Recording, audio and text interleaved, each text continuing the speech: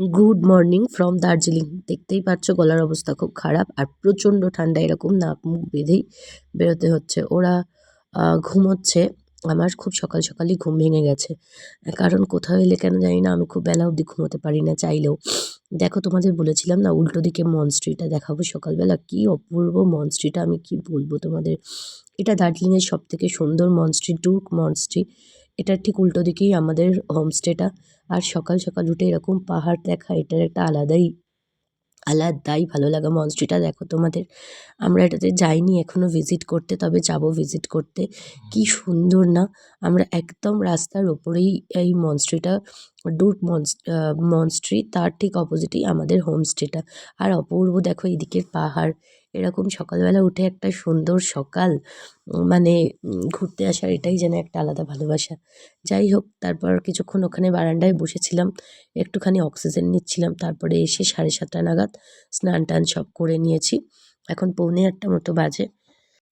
আমি এরকম ওদেরকে বললাম, ওরা দুধ গরম করে দিল। আমি মেয়ের মুসলিটা একটু ভিজিয়ে দিলাম আর ওকেও স্নান করিয়ে দিয়েছি। ও কিন্তু গরম জলে পুরো স্নান করেছে। মাথাটা এখন শুকিয়ে দিচ্ছি, যেহেতু এখন চুলগুলো বড় বড় হয়েছে। আগে ছিল না, মানে দরকার পড়তো না ড্রায়ারটা, কিন্তু এখন সেই যে চুলটা একটু বড় বড় হয়েছে, তো সেই জন্য একদম একটু করে চুলটা শুকিয়ে দিই। তারপরে সবাই মিলে এই যে রেডি টেডি হয়ে সবাই মিলে বেরিয়ে পড়বো বলে একদম তৈরি। ওখানে মা বাবাকে বলেছি তোমরা রেডি হও। আর দেখো সকালবেলাটা এত ভালো লাগছে না যে কি বলবো। এরকম ঘুম থেকে উঠে একটা সবুজ আর সবুজ, আমরা তো আর দেখতে পাই না শহরে। যাই হোক, তো তারপরে মাকে বাবাকে গিয়ে বললাম যে তোমরাও চলো রেডি হয়ে নাও। ও মা, তাকিয়ে দেখি, দেখো দার্জিলিংয়ের সব থেকে আকর্ষণীয় জিনিস টয় ট্রেন যাচ্ছে। আমরা ভেবেছিলাম টয় ট্রেন চাপবো, কিন্তু আর ফাইনালি টিকিট পাইনি বলে চাপা হয়নি। আমরা সবাই এখানে ওয়েট করছি গাড়ির জন্য। গাড়ি আসবে, গাড়ি আসলেই আমরা সবাই মিলে গাড়িতে করে আজকে যাব। ফার্স্ট হচ্ছে হোপ গ্যালারিজে ব্রেকফাস্ট করতে। আমার মনে হয় আমার মুখের চওড়া হাসিটাই বলে দিচ্ছে যে কত ভালো লাগছে সকালটা। আবার একটা টয় ট্রেন, ওরা তো কী আনন্দ পাচ্ছে। একটা ডিজেলের হয় আর একটা কয়লার হয়। তো দুটো টয় ট্রেনই এখন চলছে আর একদম কাছ দিয়ে যাচ্ছে। কি অপূর্ব দেখো, কি দেখতে পেলাম বুঝতে পারছো? কাঞ্চনজঙ্ঘা। এই ভিউটার জন্যই সবাই মনে হয় ওয়েট করে থাকে। তো যাই হোক, ফাইনালি আমরা হোপ গ্যালারিজে চলে এসেছি। এসে এখান থেকে দেখছি প্রচুর বেকারি আইটেম এখানে, আর সব ভীষণ টেস্টি, ভীষণ, কি নেই। তো এখানে পেস্ট্রি সমস্ত কিছু আছে, কিন্তু আমি সকালবেলা ক্রিম পেস্ট্রি নিইনি, আমি একটা বড় কেক নিয়েছিলাম। আর সেটা নিজেকেই, মানে ইটস সেলফ ওয়ার্ক, এখানে এখানে নিজেকে একটু গরম করে নিতে হয়। কি ভালো খেতে, তোমাকে কি বলবো তোমাদেরকে, কি মিষ্টিটা এত ব্যালেন্সড যে বলার নয়। তোমরা পুরো পরিবেশটা দেখতে পারো। আমিও এখানে, আমার প্রচণ্ড আনন্দ হচ্ছে, প্রচণ্ড। কারণ এটা বলতে পারো আমার একটা প্রচণ্ড ইচ্ছা ছিল, যেটা টিকমার্ক পড়ে গেল, যে আমি এখানে গিয়ে সকালবেলা ব্রেকফাস্ট করব উইথ কাঞ্চনজঙ্ঘা ভিউ। আর আমি সত্যি সত্যিই রুফটপে বসে কাঞ্চনজঙ্ঘা ভিউ পেয়েওছি। আমরা তোমাদেরকে কতটা দেখাতে পারবো জানি না, বা বুঝতে পারবে, যেহেতু এই পেছনে বাড়ির ড্রামগুলো আছে, তাই জন্য খুব একটা করা যাচ্ছে না, ক্যামেরায় আনা যাচ্ছে না। ও এখানে একটা সানশাইন আপ খাচ্ছে, আর হচ্ছে তুমি স্যালামি খেয়েছে, মাশরুম খাচ্ছে। আমি বললাম একটুখানি খাও মাম্মা, বলতে এই যে কুটুর কুটুর করে মাশরুম খাচ্ছে। আমি বললাম কেমন খেতে? বলছে দারুণ খেতে, সত্যিই খুব ভালো খেতে ছিল। তারপরে তো খুব স্বাভাবিকভাবেই এখানে আমরা যেরকম ভিডিও টিডিও করার, ছবি টবি তোলার, সেসব তুলে নিলাম। নিয়ে আমরা ম্যাল থেকে বেরিয়ে গেলাম। বাবাও, বুঝতেই পারছো গলার অবস্থা খুব খারাপ, কাশি হয়েছে। প্রচণ্ড ঠান্ডা এখানে, মানে ভালো ঠান্ডা আর কি। তারপর আমরা ওখান থেকে গাড়ি করে গেছিলাম হচ্ছে বাতাসিয়া লুপ। কি অপূর্ব দেখো কাঞ্চনজঙ্ঘা ভিউ। ওখানে আই লাভ দার্জিলিংয়ের একটা সেট অফ, মানে অপূর্ব অপূর্ব, এত গ্রিনারি, এত গ্রিনারি, এত সুন্দর। আর নেচার তো সবসময় সব কিছু থেকে সুন্দর হয়, তাই না? আর এখানে হচ্ছে দিচ্ছিল ড্রেস। সোনামা বললো যে দেখে যে না আমি পরবো বলে, আমি বললাম ঠিক আছে চলো পরো। আমি দেখছি ও মা, হঠাৎ আর একটা টয় ট্রেন, এই টয় ট্রেনটা শুধুমাত্র বাতাসিয়া লুপটাই ঘোরায়, তারপরে আবার গিয়ে দার্জিলিং স্টেশনে নামিয়ে দেয়। দেখো এখানে সোনামাকে বললাম বলে ও পরেছে, আমি এই কালারটা চুজ করে দিলাম। এত মিষ্টি দেখতে লাগে। ও আগেরবারও একটা পিঙ্ক পরেছিল, এবারে আমি বললাম না পিঙ্কটা পরো না, পার্পেলটা পরো। কি মিষ্টি দেখতে লাগছে। তোমরাই বলো ওকে এই পাহাড়ি ড্রেসটা পরে কেমন দেখতে লাগছে। আর আমি তো শুধু এতেই হারিয়ে যাই, বিশ্বাস করো, আমি যখনই পাহাড় আসি আমি পাহাড়েই হারিয়ে যাই, কেন জানি না। ওরা দেখো ওখানে আই লাভ দার্জিলিংয়ের সামনে সবার ছবি তোলার এত ভিড়, ওরাও ওখানে বসে আছে, ছবি টবি তোলা হলো, ওখানটা ঘোরা হলো, ভিডিও করা হলো। তারপর আমরা এসেছিলাম এই মনস্ট্রিটাতে। এই মনস্ট্রিটাও সুন্দর, কিন্তু খুব ছোট আর কি। এই জায়গাটাও আমার এমনি মনস্ট্রিগুলো খুব ভালোই লাগে। আর এইখানে এই বুদ্ধ টেম্পলটার ভেতরে দেখলাম ভিডিও করতে দিচ্ছিল, তো সেই জন্য ভিডিও করলাম, ছবি তুললাম প্রচুর।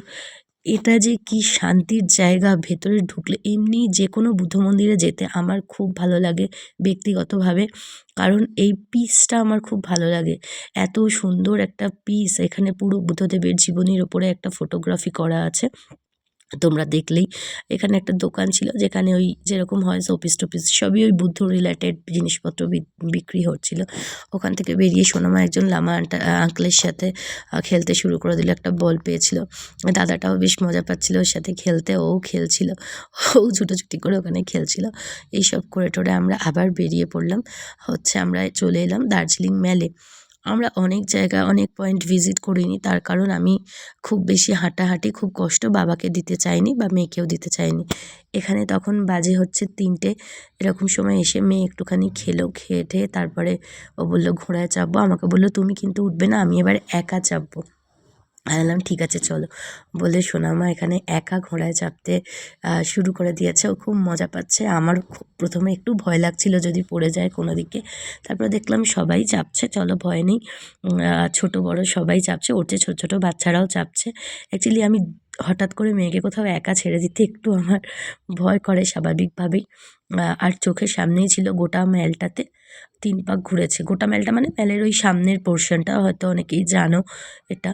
তো এখানে বেশি কিছুক্ষণ ধরে ঘোরা-টোরা চাপা হলো, আনন্দ করলো। আমার তো মানে ভয় করছিল বলে আমি সঙ্গে সঙ্গে ঘুরছিলামও একটুখানি। আর দেখছো কি সুন্দর করে সূর্যের আলোটা পড়ছে, কি ভালো লাগছে দেখতে। এই জন্যই আমি এই ভিডিওটা করলাম এরকমভাবে। বললাম টাটা, ও বলছে টাটা। তো এরকমভাবে আমরা মেলটায় কিছুক্ষণ রোদ্দুর পোয়ালাম। তারপরে এই বাবলসটা দেখে আমি অনেকক্ষণ ধরে মায়ের থেকে বায়না করছিলাম বলে মা এটা কিনে দিয়েছে। আমি এই বাবলসটা তো করতেই পারছিলাম না, আর কি বলবো। মানে বাচ্চাদের জিনিস নিয়ে করলে যা হয়, আমার এত ভাল লাগে এগুলো নিয়ে করতে। এরকম চেষ্টা করে অনেকক্ষণ ধরে করলাম। তারপরে মেয়ে খেলছিল, মেয়ে আর আমি একটু ঝগড়াও করে নিলাম এটা নিয়ে, আমায় কিনে দিয়েছে বলে। এখানে একটা মহাকালের মন্দির আছে মেল থেকে কিছুটা হেঁটে। তো এই মেল উঠতে গিয়ে দেখবে এইখানে একটা হোটেলও আছে। তো আমরা ফাইনালি অনেক কষ্ট করে এই মহাকালের মন্দিরটা উঠেছিলাম, খুব হাই। উঠতে গিয়ে দেখো এখানে একটা শিরডি বাবার খুব সুন্দর মন্দির আছে, এটা দেখছো কতটা খাড়াই, অনেকটাই হাই ছিল এটা। আমি পুরো হাঁপিয়ে গেছি, আমার রীতিমতো কষ্ট হচ্ছে, একটুখানি ব্রিদিংও হচ্ছিল। আর মানে আমি দাঁড়িয়ে উঠছি, কিন্তু মা ভীষণ স্টেডি। ঠাকুরের আশীর্বাদে বলতে নেই, মায়ের কোনো প্রবলেম হয়নি, মা আমারই আগে উঠে চলে এসছে। আমি পুরো দাঁড়িয়ে ধরে দাঁড়িয়ে হ্যাঁ উঠেছি, অনেকটা উপরে ছিল। তো এখানে মহাকাল মন্দিরটা ঘুরে তারপরে এখানে মাকে বললাম এই মানিগুলো একটু ঘোরাও। মা একটুখানি মানিগুলো ঘোরাচ্ছিল, মা খুব আনন্দ পেয়েছে। খুব সত্যি কথা বলতে মা বাবার আনন্দটা এই বয়সে আমাদের কাছে বিশাল ম্যাটার করে। তার পাশাপাশি ছিল এখানে 12টা জ্যোতির্লিঙ্গের লিঙ্গ আর কি। আমরা 12টা জ্যোতির্লিঙ্গও দর্শন করলাম। বাবার আশীর্বাদে সবার ভালো হোক, নতুন বছর সবার ভালো কাটুক। আমার সাথে তোমরাও এই 12 জ্যোতির্লিঙ্গের দর্শন করো, সেই জন্য আমি এই ভিডিও ক্লিপটা নিয়েছি যাতে সবাই পারে 12টা জ্যোতির্লিঙ্গের দর্শন করতে এখানে। সমস্ত কিছু ছিল, যদিও আমি যেহেতু খুব ভালো হিন্দি পড়তে পারি না বলে আমি খুব একটা বুঝতে পারি না কোনটা কী।